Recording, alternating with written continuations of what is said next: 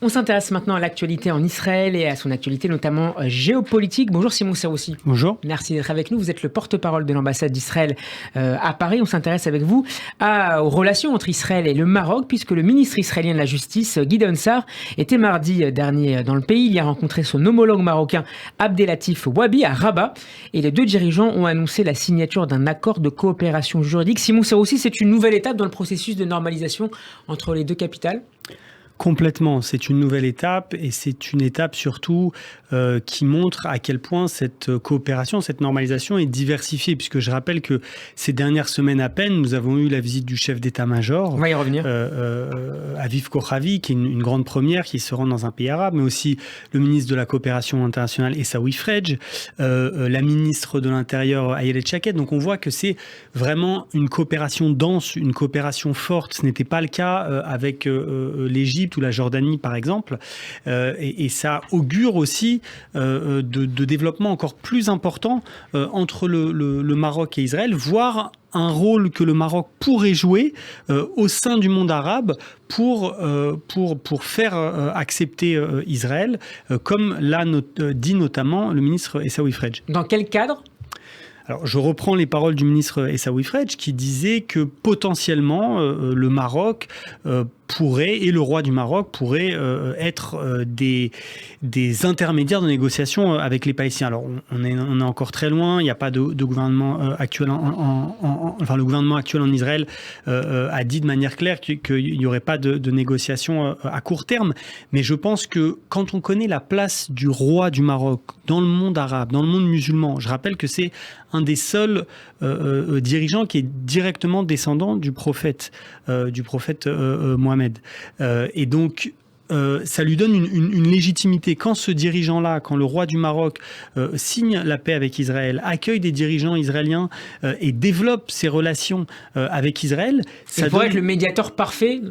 Potentiellement. En tout cas, je reprends les paroles de notre ministre. Mais ce que je veux dire, c'est que ça donne une légitimité supplémentaire à Israël. Le Maroc n'est pas n'importe quel pays au sein du monde arabe, au sein du monde musulman. Le roi du Maroc a une position très importante et ce sont des symboles forts et on le voit sur le terrain, comme vous l'avez dit, avec une coopération très dense, très intense dans divers domaines qui peut aussi se développer sur d'autres territoires, comme l'Afrique subsaharienne par exemple. On connaît le rôle important du Maroc qui se veut être une porte pour les investissements, pour le développement en Afrique subsaharienne. Vous pensez à quel pays par exemple ? Je pense à l'Afrique subsaharienne en général, où le Maroc est extrêmement présent. On connaît les liens du roi avec de nombreux leaders africains. On sait qu'il y a une présence forte de sociétés marocaines dans le domaine des infrastructures, dans le domaine de la finance en Afrique. On connaît aussi l'intérêt et les liens forts entre Israël et l'Afrique. On connaît la pertinence des technologies israéliennes en Afrique. On connaît l'énorme potentiel du continent africain pour les décennies à venir. Et ce développement, Simon Serroussi, passe également se nourrit de la présence au Maroc d'une communauté juive toujours importante et dynamique, et évidemment d'une très grande communauté d'origine marocaine en Israël. Ça permet aussi d'accélérer cette normalisation. Alors, tout à fait. Pour la communauté marocaine en Israël, on dit que c'est peut-être la deuxième diaspora marocaine au monde après la France, c'est une communauté extrêmement importante, extrêmement grande, nombreuse, dont la culture, la nourriture est présente et fait partie aujourd'hui de la culture israélienne.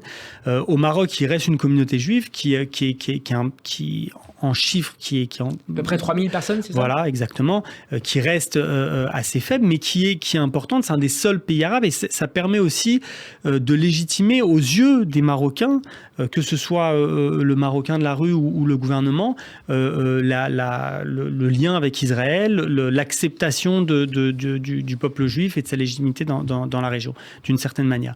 Donc c'est bien entendu des éléments très importants. Un dernier mot en quelques secondes sur le déplacement il y a quelques semaines du chef d'état-major de Tzahal, Aviv Kochavi, en Israël. Quelle est la nature de la coopération entre les deux pays sur le plan militaire et stratégique de manière générale ? Alors malheureusement, je ne peux pas rentrer dans les détails.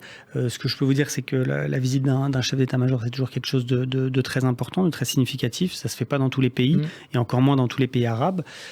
C'est souvent accompagné ces visites sont souvent accompagnées de grands industriels de l'armement.